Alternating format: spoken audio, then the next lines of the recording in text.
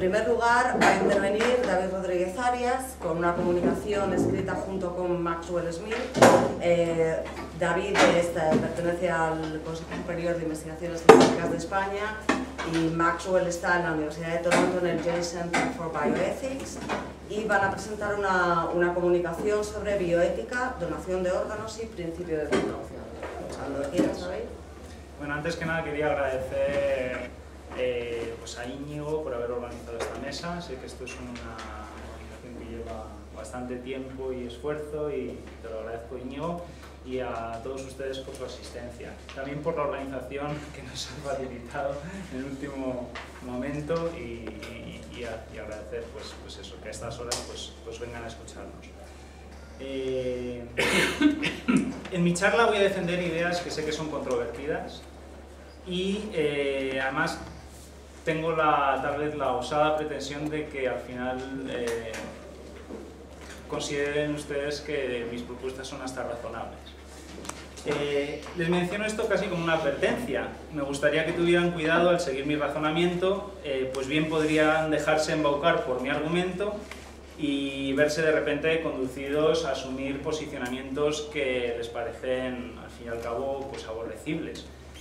Pero bueno, comenzaré por algo relativamente poco controvertido. Les invito a que me interpelen en cualquier momento y que me obliguen a rectificar o matizar mi postura si algo de lo que les digo no les convence. Mi presentación tendrá muchos ejemplos concretos. Por supuesto, los casos prácticos, que yo son lo que me manejo con frecuencia, son más vivos, tienen esa ventaja que las abstracciones, pero tienen límites obvios en la argumentación a la hora de señalar, por ejemplo, por qué algo es relevante moralmente. Si alguna de mis analogías o ejemplos no les parece apropiado, por favor, me interrumpen y lo reconsideramos. Pero voy a comenzar, como decía, por algo relativamente poco controvertido. A la mayoría de las personas, y también esto es cierto de las leyes, asumen que las intervenciones médicas sobre las personas se justifican en la medida en que ofrecen más perspectivas de beneficio que de perjuicios o daños o riesgos. Esto es a lo que se refieren los médicos cuando dicen que las intervenciones clínicas que se llevan a cabo sobre cualquier paciente deben estar indicadas clínicamente. La indicación clínica se refiere a que la perspectiva de beneficios en general, en principio, luego lo matizaré, es mayor que la de los perjuicios o riesgos. Es decir, que lo que justifica esas intervenciones es que existen motivos basados en la experiencia acumulada para pensar que esa intervención tiene más beneficios que perjuicios. Dicho con términos más frecuentes en la bioética, las intervenciones no deben ser maleficentes a priori. Debe existir una relación beneficio-riesgo asumible. Por supuesto, eso no significa que las intervenciones que plantean algún riesgo son de entrada inaceptables o deben ser prohibidas. Una operación a corazón abierto tiene riesgos obvios, pero se entiende que la situación que atraviesa ese paciente hace que esos riesgos sean asumibles porque un beneficio mayor se espera de esa intervención. Lo que sí se quiere decir al mencionar la necesidad de que los beneficios superan a los riesgos es que los beneficios deben compensar de alguna manera los riesgos. Ahora bien, ¿de qué beneficio estamos asumiendo? Por supuesto, cuando hablamos de los riesgos, estamos hablando de los riesgos en los que incurre ese propio paciente. Pero cuando hablamos de los beneficios nos referimos a los beneficios de ese propio paciente o a los beneficios generales. En general nos referimos a los beneficios que puede recibir ese propio paciente. Y esto es importante. El beneficio esperado que justifica el riesgo asumido debe en principio ser el beneficio para ese paciente concreto.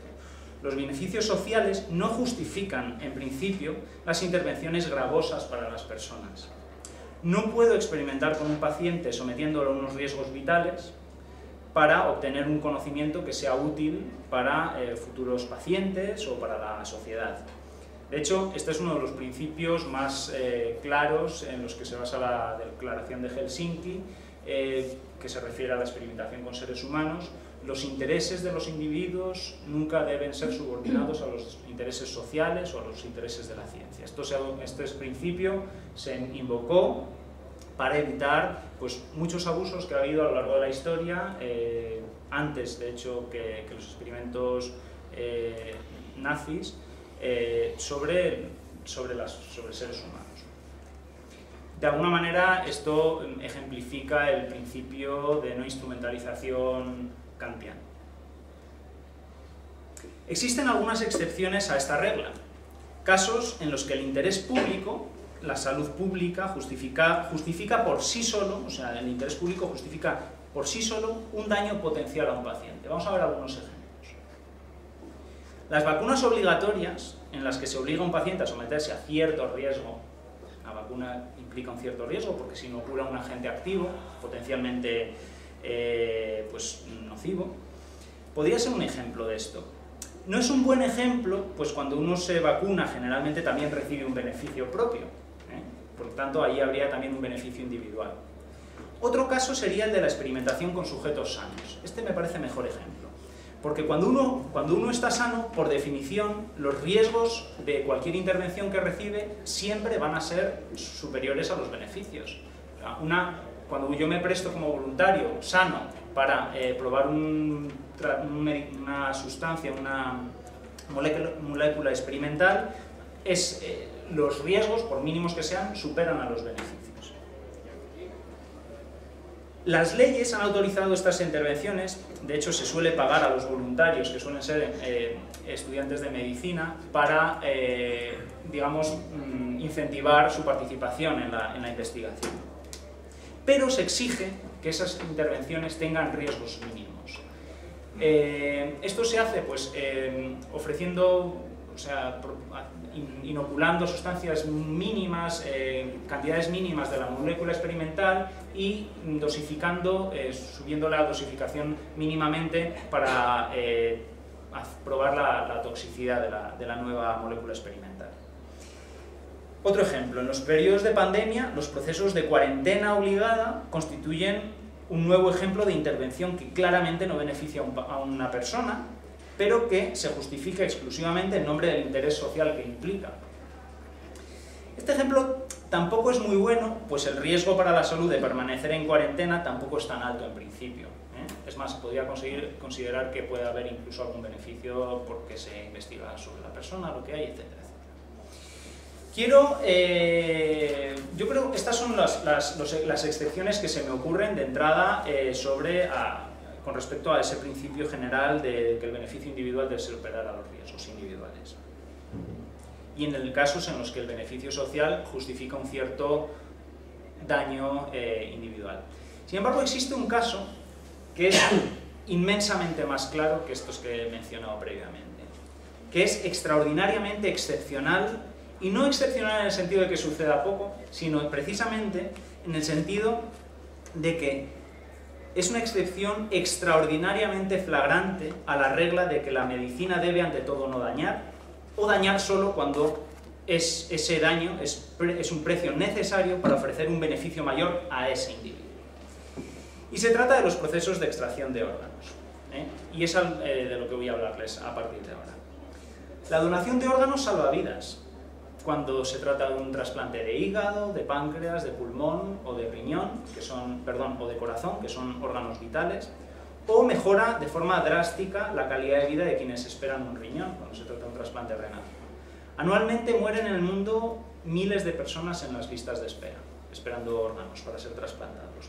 Y la calidad de vida de las personas que esperan un riñón es realmente terrible, terrible. O sea, tienen que ir de forma, a lo mejor ustedes conocen algún caso, probablemente 3 veces o más a la semana a dializarse, tienen una calidad de vida que les impide viajar, es muy mala situación la suya. La mayoría de las personas creemos, yo me incluyo en esto, que las prácticas médicas no deben ser injustificadamente maleficentes, que es lo que estamos viendo hasta ahora. Pero claro, también creemos que los trasplantes de órganos deben ser promovidos. Si ustedes, como yo, se identifican con ambas creencias, se enfrentan a un considerable dilema moral. Y es que los órganos para ser trasplantados, mientras no se haya descubierto una alternativa terapéutica, como por ejemplo la creación de órganos artificiales, los xenotrasplantes procedentes de animales, los órganos para ser trasplantados proceden de personas y esas personas pueden ser dañadas en el proceso de la extracción de órganos. riñones. Vamos a ver cómo y en qué medida pueden ser dañadas. Generalmente se distinguen dos clases de donantes de órganos, los donantes vivos y los donantes cadavéricos. La donación de vivo supone actualmente el 10% de todos los trasplantes renales en España. 1 de cada 10 riñones que se trasplantan en España proceden de un donante vivo. Tengo entendido que en Chile estos procedimientos no se dan. Mis datos proceden de 2010 y no había en este año ninguna donación de vivo en Chile. La donación de hígado, en España hubo, bueno, de riñón hubo en 2010 235 trasplantes de este tipo, de hígado 29 casos. Es interesante que la donación de vivo de hígado tiene un riesgo vital para el donante. Mueren entre 1.000 y 1 entre 2.000 personas. Muerte por la donación. Esto depende de la experiencia del equipo extractor y de muchas otras cosas, pero hay un riesgo vital, cosa que no suele ocurrir en los casos de riñón, a pesar de que se den complicaciones posoperatorias para los donantes.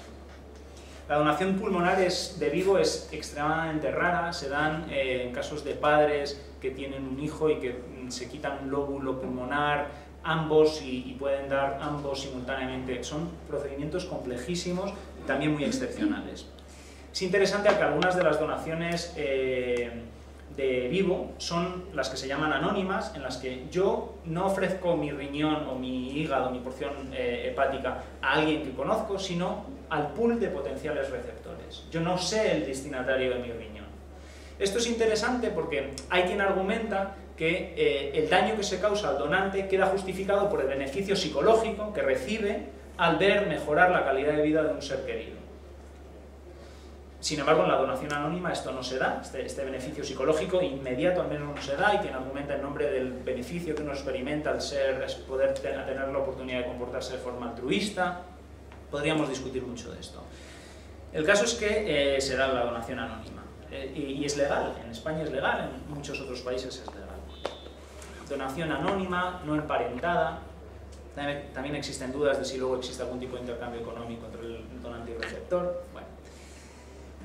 El segundo tipo la segunda categoría general de donantes es la donación cadavérica.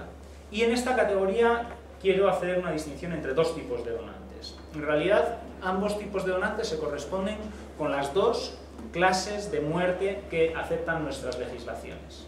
La muerte puede diagnosticarse por un criterio cardiocirculatorio de tipo tradicional, cuando a una persona se le para el corazón, y la muerte, sobre todo a partir de los años 70 en nuestras sociedades, se puede diagnosticar también de acuerdo a un criterio neurológico, a la muerte encefálica, cuando una persona ha perdido de forma irreversible las funciones neurológicas, cerebrales. Voy a mencionar un poquito ambos protocolos y ver cuáles son algunas de las dudas que se plantean en ambos.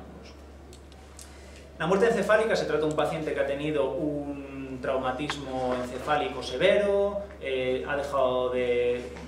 ha tenido una anoxia cerebral prolongada debido a un ahogamiento, su corazón ha dejado de recibir sangre oxigenada, sus neuronas, que son células muy sensibles a la pérdida de oxígeno, han dejado de funcionar, su tronco encefálico ha dejado de recibir sangre oxigenada. El tronco encefálico es responsable de la respiración, de la iniciativa respiratoria del organismo.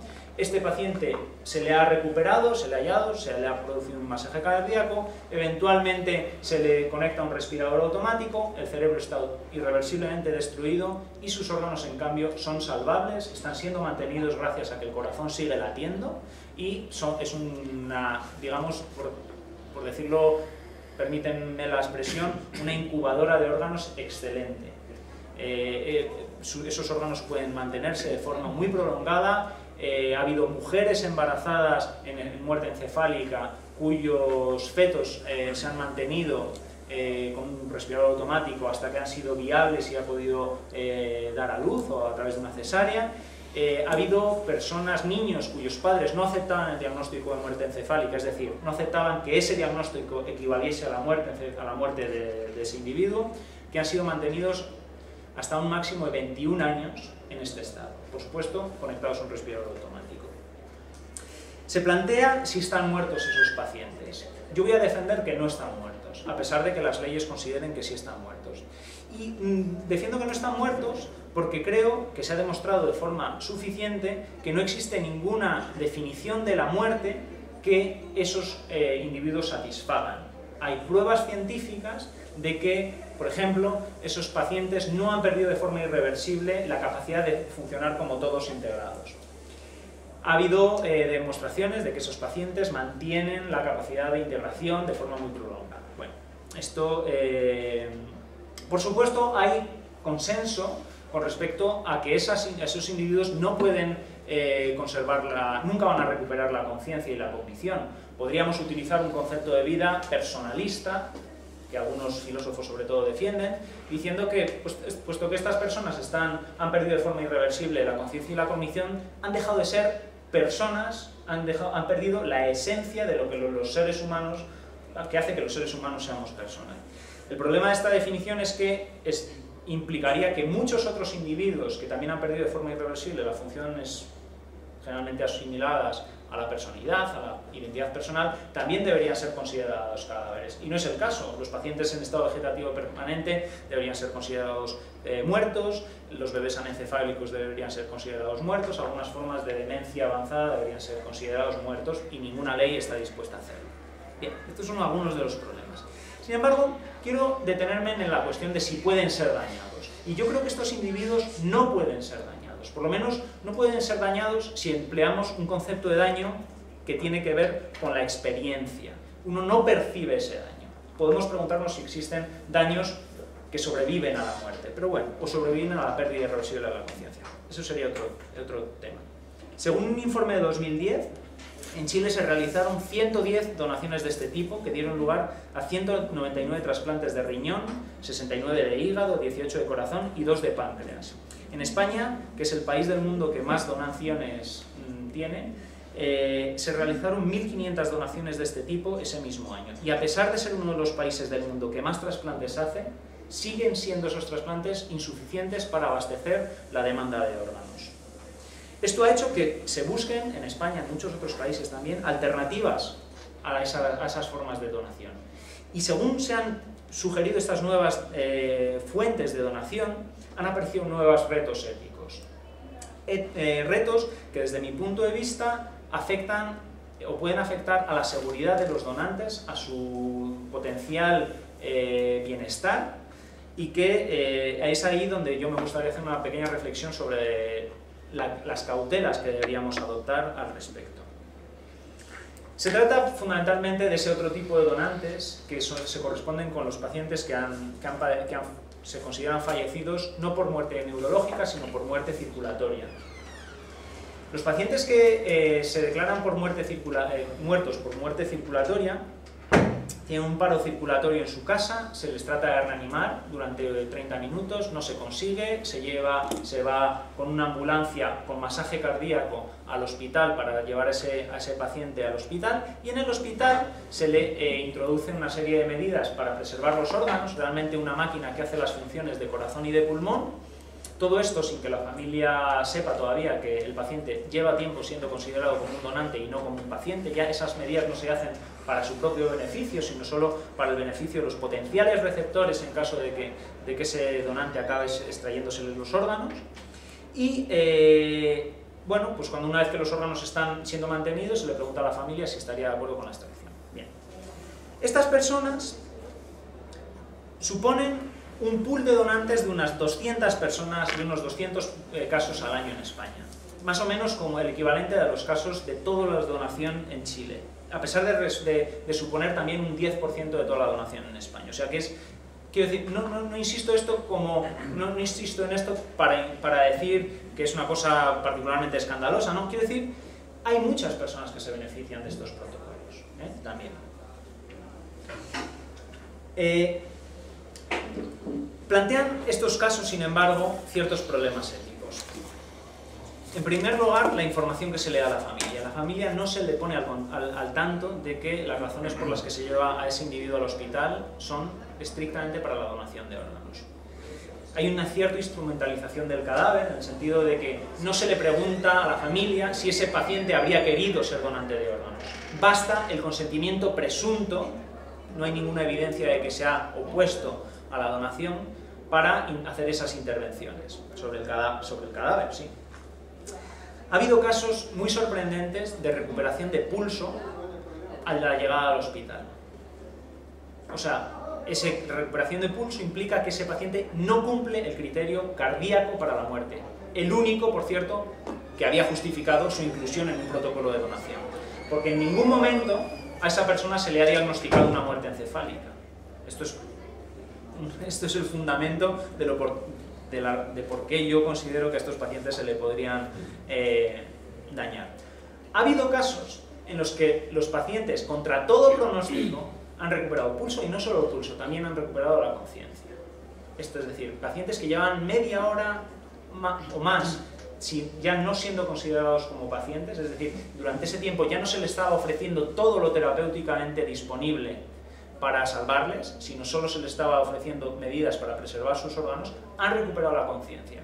La pregunta que nos hacemos un colega y yo, hemos estado escribiendo sobre esto, es ¿cuál habría sido la recuperación de estas personas si hubiesen recibido estas medidas terapéuticas y no solo medidas que tenían como intención la recuperación de sus órganos? Están legalmente muertos. Yo creo que es que ni siquiera pueden considerarse legalmente muertos estos pacientes, por lo menos. Son excepcionales, pero no cumplen el criterio neurológico de la muerte y tampoco cumplen el criterio cardiocirculatorio. Ahora bien, en el caso de la muerte encefálica, que tampoco desde mi punto de vista hay razones para pensar que realmente están muertos, yo creo que es muy razonable aceptar la donación de órganos vitales en esos casos. De hecho, muchos profesionales tienen dudas con respecto a que realmente estén muertos esos pacientes y, sin embargo, hay un consenso mayoritario acerca de la idoneidad y la aceptabilidad ética de que sean donantes de órganos. En estos casos hay muchas más dudas.